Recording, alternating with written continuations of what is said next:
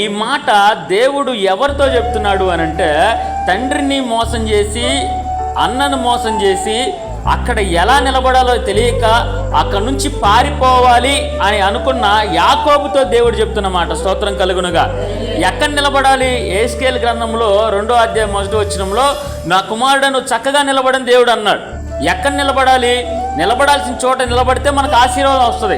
కానీ తండ్రి దగ్గర నిలబడకుండా, పుట్టిన ఊరిలో నిలబడకుండా ఆ ఊరు విడిచిపెట్టి పోవాలనుకో. మనం కూడా కొన్నిసార్లు అనుకుంటాం, ఈ ఊరు నచ్చలేదు నాకు, వేరే ఊరు వెళ్ళిపోదాం, ఇక్కడ పనులు నచ్చలేదు, నేను వేరే ఊరు వెళ్ళిపోదాం, ఇక్కడ స్థితిగతులు నాకు నచ్చలేదు, ఇంకొక ఊరు వెళ్ళిపోదాం అని ఆలోచన మనం చేస్తూ ఉంటాం.